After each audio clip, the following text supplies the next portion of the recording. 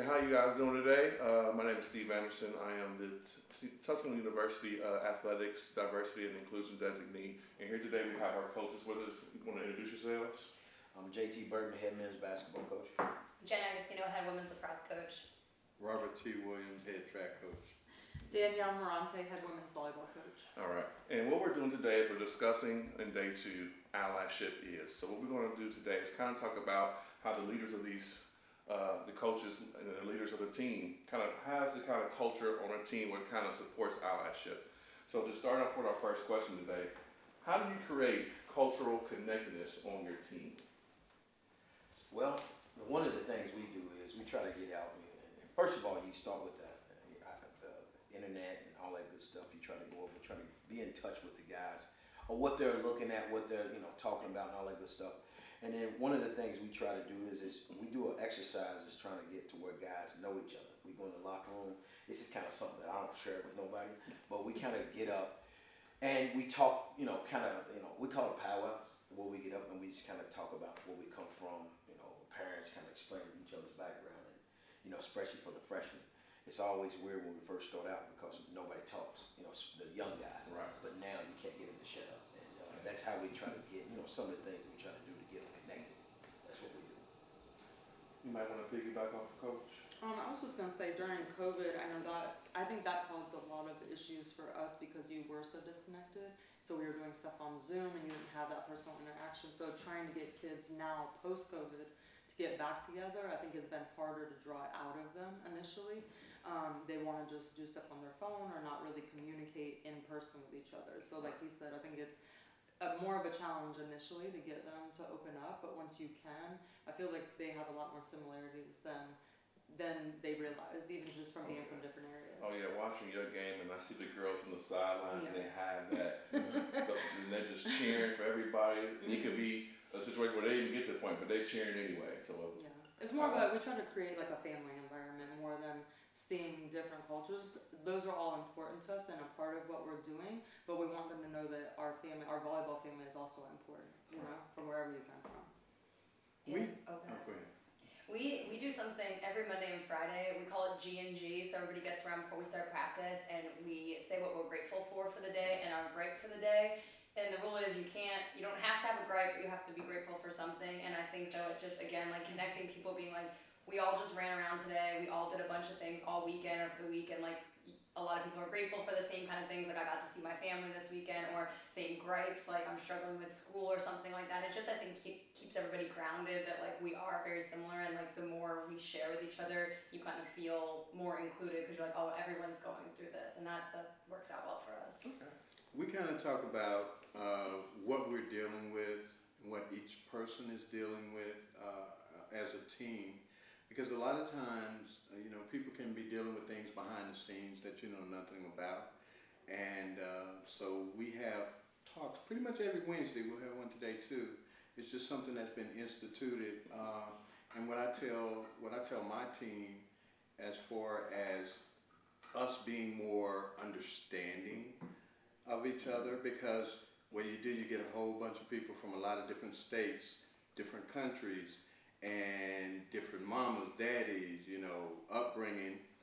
You put them all in one place and say, work it out, right? So we try to make it a little easier. So every morning, and it's usually somewhere between 4:30 and 6, my team will verify it, I send out motivational message to the group. And the way that I explain it is, for the morning, we putting on a coat of armor, a suit of armor, because all during the day something's gonna come at you and knock little pieces of that armor off. So every morning we suit up, and I think that's kind of how we help each other and look after each other. And I like that because, I'm not gonna lie, I follow you on Facebook, so I kind of look forward to those morning mantras that you put out there too. So, I really appreciate those things. I tell you what, it's hard to get what YouTube is talking, I want to ask y'all a question. Y'all see a difference in the 2022 kids because of the COVID? As far as socializing with other people, you don't want to talk about culture, like they don't even know themselves or some of the stories that I've heard some of these kids talk Well, about. some of our kids, they just will stay in their rooms the whole time. They're not even going out. Yes. Their parents. I have one kid just yesterday told me that her dad basically told her like, he will give her some spending money just to go out to eat, just to get out of her room. And that to me was just eye-opening, because I was like, wow, you knew it was an issue, I think, but how big of an issue widespread it is. Not just within girls or boys, you know what I mean? Like, is it a girl issue? But it's everybody, I think. These So, kids, 22, yeah, they just don't want to socialize. I don't know, be interactive, meet people, talk to people. It's like dragging it, out. It's amazing because even, looking at it from my side of the spectrum, my kids, some of them don't even know how to skip. Yeah. Very basic thing that we all did, but it's this thing right here that everybody's glued to, and they would rather stay in their room than to go out and socialize. So I started making it's mandatory. Mandatory means you have to be there. I even had to explain the definition of mandatory early in the year because they would rather stay in the room. Or do I have to go? Right. Do I have to go? Yeah. Do I have to go? I just wanted that. I like that question. But Coach Rob, one thing you just kind of mentioned that kind of goes into our next question, like how you have all these people from different states, different cultures, different backgrounds, different parents, different upbringings, and you got to bring them all, into one team and say, hey, be a team. So how do you guys use all of those differences to your advantage when it comes to coaching your team? Well, one thing I also explain, listen, we talk about being a family, and I'm sure every team in the country has that talk. I also explain that family members do disagree with each other. Right. So I'm not asking you to be perfect, or we won't have disagreements, but if she's my sister, she and I can disagree, but he better not come and mess with my sister, right? So it's that atmosphere, and talk about being empathetic and understanding of what someone else is going through or dealing with, because again, we don't always know. Sometimes I don't know. I encourage them to talk to me. They may not want to talk to me, but I want you to find someone. Because what I don't want you to do is keep it inside. Right. Because if you keep it inside, it's coming out. And the longer you hold it, the worse it's going to be when it comes out. Right. So it's just a matter of, listen, once they know that you care, then, anything can happen. And usually good things. Right.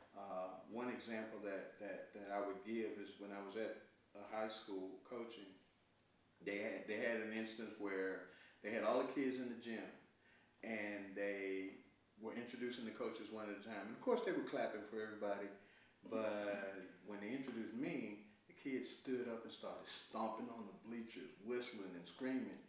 And the head football coach leaned over to me. He said, well, they would run through a brick wall for you. What do you do? I said, they know I care. Yeah. One of the things that we try to do is kind of what you said. You talked about being a family, and then one of the things, like you said, family brothers fuss, they fight, actually in the fist fight stage. But the one thing I always tell my guys is, it stays in house. You know what I mean? There you go. You can't, because even I always tell them, your mamas, your daddies, your brothers, sisters, friends, family, whatever, they the worst enemy. I don't, they are, because when things are going good, they, people don't nowadays. I always tell them, nobody likes success nowadays. Everybody want to hear the bad side of it. You know what I mean? So let's keep what we do in house. And I thought, that's one of the things that once we sit down, we talk, because we've had some knockdown dragouts, and you haven't heard nothing about them. Nobody, it ain't nothing bad. It's just that if you don't call yourself a family, you gotta understand, you ain't gonna agree with each other all the time. Right. You're gonna disagree, but you can't let it carry over. You gotta leave it alone, just like you do your parents. Yeah. And then you don't go out here letting everybody know what's going on. You know what I mean? You smile and you keep it going, because sometimes, now if you need to talk to somebody about it, that's different. But, and I hope it's never get that serious, but whenever we have a problem, one of the things I tell them, you gotta keep it in the house. You can't go out here spread it, because by the time it gets back to me or whoever else, it's gonna be a totally different story. Everybody else in your business. Yeah. One of the things that every year, I start off in our team meeting, if you are not happy with me or with one of your teammates, don't walk around campus all week telling everybody but that person. Telling everybody but that person. I think too is understand, like, we have kids all dealing with something nowadays. Everything, you know, you have a lot on your plate, but understanding or learning more about each person will help them understand why they're reacting a certain way that maybe you don't react the same way. Like you weren't raised this way, so maybe your reaction, you handle it differently. The Right. same pressures. People don't handle those same pressures the same because based on how they're raised. Maybe they were yelled at when a certain response happened, or maybe they just took it and they're like, okay, that pushed them harder, or you know, they just want to run away from it, or however it is. And I think understanding some of those things are part of their differences in how they're raised, and if they have siblings, if they don't, if they're affluent, if they're not. You know, those change everybody's reaction, and that's one of the things I think our team is trying to understand. They're like, well, you know, I'm going through stuff too. I don't understand why she's acting like that. Okay, well, I get that, but just because you wouldn't act like that, and just because you're going through something, doesn't mean it's not okay the way she's reacting. I understand that, but are you trying to understand why that's the reaction? You know, Yeah. so don't be okay with the how, but how did it get there? Yeah, and I really like that because something that I sit down with my girls and in our one-on-ones when we first start, I'm like, hey, what do you think like your biggest strength as a teammate is, and what do you think is like your biggest opportunity? And a lot of times what they think is their opportunity is actually something that's just a difference than other people, and we talk about how can you make that into a strength for the team. So like someone who maybe they're a cool, calm, and collected player, but they're not the hoorah, like, you know, screaming on the sideline. That's a really good energy that can calm somebody who is maybe a little bit more high-strung. So we talk about how they perceive themselves might actually be a little bit different than everybody perceives them, and then owning those and spreading them. Like, so the person who is the hoorah person, they can kind of pick you up when you're down, and you can bring that person down to earth when they're a little high-strung. So that's something we focus on a lot. That's awesome. And you coming from the lacrosse background, and me, I don't know much about lacrosse at all. But one thing I know about lacrosse, it comes across a lot of different countries, and we have a lot of different people that's in lacrosse that are in different countries and things like that nature. I know that when I was here at Tusculum, we had a young lady that I was friends with. She was a women's soccer player, so she was Canadian. So the one thing we would do every single year when we were here is her parents and her family would come down. She'll have some teammates, and we would celebrate Canadian Thanksgiving. Yeah. And so what are some of the different cultures and backgrounds that you could do to better engage with your players when it comes to them coming from different cultures, different backgrounds, so that you can say they have a sense of home? I like that you brought that up because I think it's something that I know I could personally do better. I totally missed Canadian Thanksgiving. I was in a different state when it happened, but just being proactive and looking at a calendar to see what's even coming up, because you can't rely on the kids to do that. They have so much to do. So I think that's the first thing. And the other thing, I was actually just talking to my assistant about this, that I would love to do as like a team bonding, is I think like food really brings people together, and everybody comes from a different background and culture, you know, talks a lot through food. Just having like a potluck, bringing in like a family recipe or just a food that makes you feel like you're back at home, and that's something we want to start doing with the girls. Okay. I mean, we're together so much, you know what I mean? It's just, it's one of those things like, you know, we try to get them, because nobody knows that one of my players is Haitian, you know what I mean? And I didn't, I mean, to be honest with you, the guy there, I met his father, I really didn't know either, but he speaks it fluently. He speaks with a Creole, I think is what it's called. And one of the things we try to do is just trying to get him, you know, that's what we have college powwows. You sit down and talk, trying to get him to understand, you know, me as well, especially my staff. Anybody else have anything? I mean, I think it'd be a great idea, because I think one of the things we tried to do last year was like international food. I think that kind of idea is really important, because like you said, we speak through food. And me, you know, I love food. And we're athletes, we're always hungry, so And we're it always works out. If you want to make it a big thing, though, you got to do something where we all together. I think that you got to have, you know, I know a lot of people don't want to hear this, okay, but you got to have some kind of social gathering where these guys go to as well. Right. And you got to make it to where they want to go to it. You Right. know? And it can't be a once a year thing, you know, it's got to be something like it's homecoming. You should have something like, you know, that's how they get to know each other. You know, they can do it on IG, on, you know, all the social media platforms, but it's different, you know, when if you had a tent with a DJ and a party out here. Right. And I bet you they're going to get to know each And other at some point. I agree with you 100%, because one of the things that, like, even when I'm talking to recruits, I think is so phenomenal about this school is, like, it's a small private school in Eastern Tennessee, and you would never know how many international students are. Little On world, campus. It's its own little diverse world, but yeah, I don't think we connect them enough. You know, like I have someone from Australia on my team, 2 Canadians, and I have a Polish student coming in next year. Like, she's gonna feel totally, you know, out of sorts, but I bet there's someone that can relate to her better than maybe one of us can, so just When we connecting speak to them. tennis a lot too, and that's one of his biggest things is he has all these international students, but they're their own little group, but they don't feel as connected to everybody else. And he's like, well, you guys have to go to these other games and cheer loud and make friends, so they, Yeah. you know, they get to know you, Yeah. you know, because I think for them too, it's, you know, they rely on each other, but there's such a bigger group that they could be a part of too. It makes it, you know, I it would think be it's better, like you I said. think us as a Yeah. group, you know, everybody has to do a better job of that. If you want to talk about I think answering we that question. get so focused on our own Yeah. team, because you're trying, obviously you want Yeah. them to be a good group because they have to work together, but Yeah. if you could get the whole, And bond them to all the the school. school, yeah. I mean, I know like our team like loves going to everybody else's games. Like that's something we all relate on, and it's like, okay, I'll take the next step and like let's go sit down, eat, talk about some other Yeah. things, not just That's a sports. great idea. Yeah. That's I a just great think idea. because one thing that drives me crazy. I love school spirit. I mean, it's just who I am. But it's homecoming week here, homecoming week, and it just seems like a normal. And our Really, football team yeah. is 6-1. Yeah, they're doing Right. great. You know what I'm saying? Yeah. Like football team is 6-1. I'm with Like you. a regular Why week. are we not just, you know, it should be something every day, all day, for something those guys, something lit up, something for them to do. But, you know, this goes back. I just think that's something where we have to get better at. And it's going to take everybody. Right. Because one person, you'll get bogged down, you know, because we got a lot on our plates as well. Right. So I just think that's one of the biggest things that, you know, when you want to talk about culture, getting everybody together. Right. It's got to be some of these kids, you know, it ain't about us. You know what I mean? Yeah. Without these kids, we don't have a job. Right.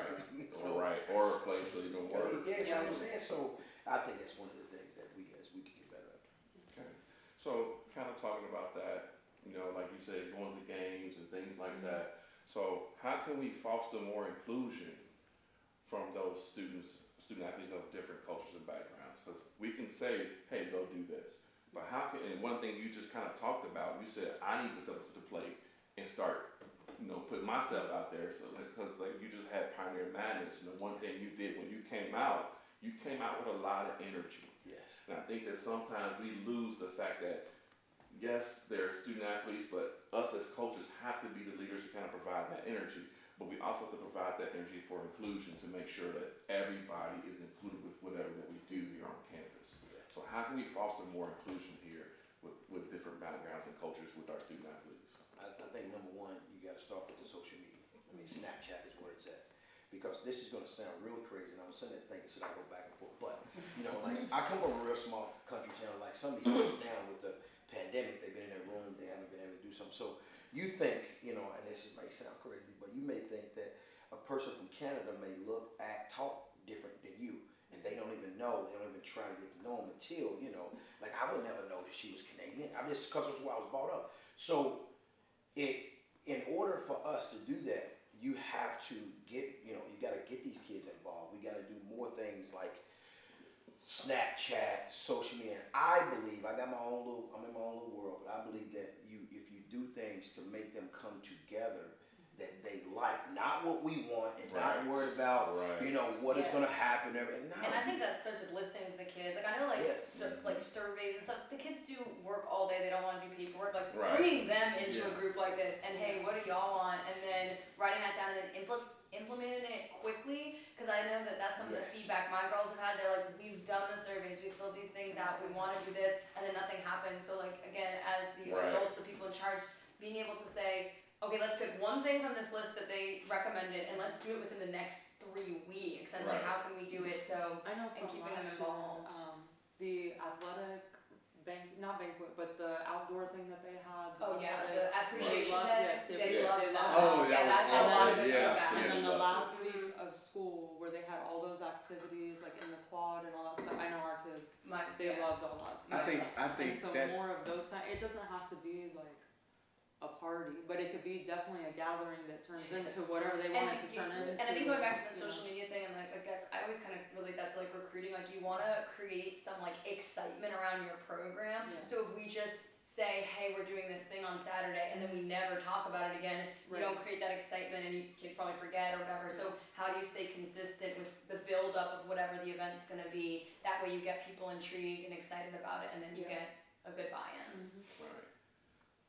Yeah, I was just gonna say, from way back when when you started that, we have to find out what they want. Yeah. Absolutely. That's what, because too many times we think we might know, and nobody participates, so they don't want to participate. So if you want them to participate, you have to find out what they want, and then you have to implement it. Follow up. It can't be 2 months, 3 months, 6 months down the road.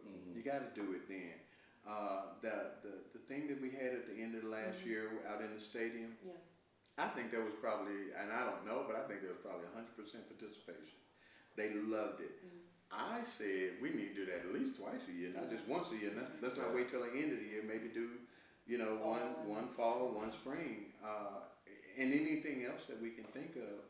But we have to get them more involved, and it's just like the other committee that we sit on, where we're trying to do the Keep It 100. Right. That matters. Stuff like that matters, but you got to get the kids involved. You can't What's the just. Keep It 100? Okay, so I just like the way it I sounded. didn't mean to go there, but Keep It 100 is a small group, and that's the name that they've come up with. We've got, I don't know how many, probably about 6 students involved right now. 6 students. One of them is one of your basketball players, Nadi. Yeah, Not as involved. and we're doing what I was just talking about, trying to find out what they want, but it will be an interactive forum. We're thinking about holding it in the Pioneer Park, and where they'll bring in speakers they want to hear from, and have that interaction, questions. It could be, the topics could be anything they want to talk about, and they can tell their peers, what's going on, and maybe meet once a month or no more than twice a month, because we don't want it to feel like work. We want topics that they're interested in, that they want to talk about, that they want to, and no matter what it is, we don't have a rule on it as far as, we can't talk about this, because right then you're giving them these boundaries. Like, if they want to talk about how they feel about policing on campus, so be it. And the idea about that too, that I 100% love, is that it's student led. And because it gives the kids the opportunity to say, I have a voice on campus, and I have people that support our voice here on campus. So we'll definitely give you guys more information about the Keeping It 100, so that you can invite your lacrosse women, you can invite your women from volleyball, and your men from basketball, and I know you're gonna have track there too. But it also gives them something to do outside of athletics and academics, and it's theirs, it's their baby. So I think it's a great opportunity for them to be able to do that, and it will foster more inclusion, like you said, with homecoming. How come it's not more energy? I feel like because the students didn't have a hand in even organizing it. So if they would have had a hand in it, I think it would have been like, okay, let's do it this way, so that they can feel like as if like, where's the energy now? It comes from us. Yeah, and even we talked about, they may come to some of you guys to present a topic, because we have coaches, staff on campus that have backgrounds that other people would love to hear about, so they talked about that kind of stuff. You know where I'm going with this. So we have a wealth of talent and information on this campus, but we get so bogged down in me and what's going on in my little circle right here that it doesn't get out. And we have things that can help other people. I love the idea that I heard earlier about maybe instead of just my team going to dinner, maybe we go to dinner. Maybe our teams go to dinner. Because I tell my athletes, get to know somebody that's not on the track team, please. get to know somebody that's not on the track team, and I don't think we do enough of that. And one thing that I like last year, Coach Williams does, he allows the students to do other things outside of track. So one thing was when we went to, so I work at Student Sports Services as well too.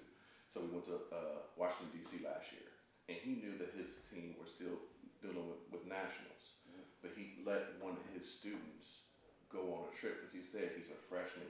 He needs to be in this kind of atmosphere so he knows where and how he can grow. Yeah. And he'd never been, other than Florida and coming here, he'd never been anywhere. Yeah. So that did a lot. He came back a different person. Mm-hmm.